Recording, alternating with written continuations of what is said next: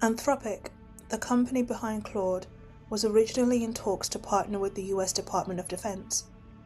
Anthropic walked away because the Pentagon wanted unrestricted military use of its AI, including for mass surveillance of American citizens and fully autonomous weapons systems. Anthropic said it couldn't agree to that in good conscience. OpenAI, however, stepped in and took the deal. Same terms, no hesitation. Administration, the Trump, which had rebranded the Department of Justice as the Department of War, then banned all federal agencies from using Anthropic products, designating the company a supply chain risk for refusing. So, to be clear, Anthropic said no to autonomous weapons and mass surveillance. They were punished. But when OpenAI said yes, they got the contract.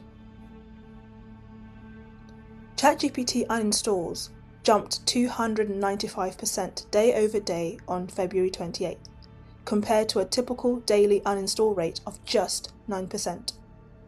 Downloads also fell 13% that same day, and one-star reviews surged 775%.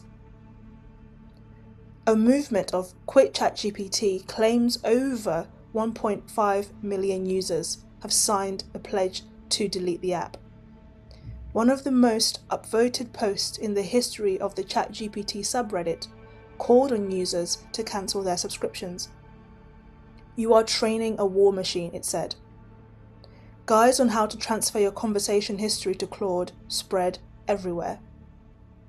Claude then shot to #1 in the US App Store, the first time in its history that Claude downloads surpassed ChatGPT downloads in a single day. Altman took to X to do some damage control, and he admitted the rollout was rushed, saying it just looked opportunistic and sloppy. He announced plans to amend the contract, adding language that the AI would not be used for domestic surveillance of US citizens.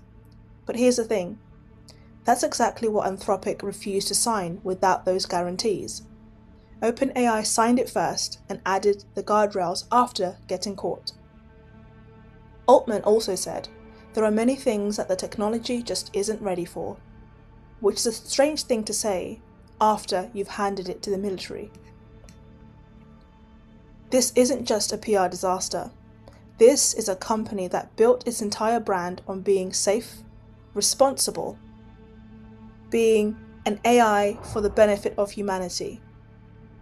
This is literally in their charter. So signing an unrestricted military deal without telling their users is just a bit dodgy.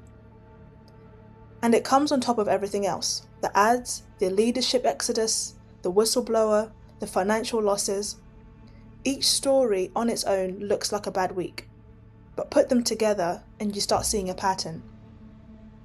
The question isn't whether 1.5 million people deleting an app will hurt a company with 900 million users.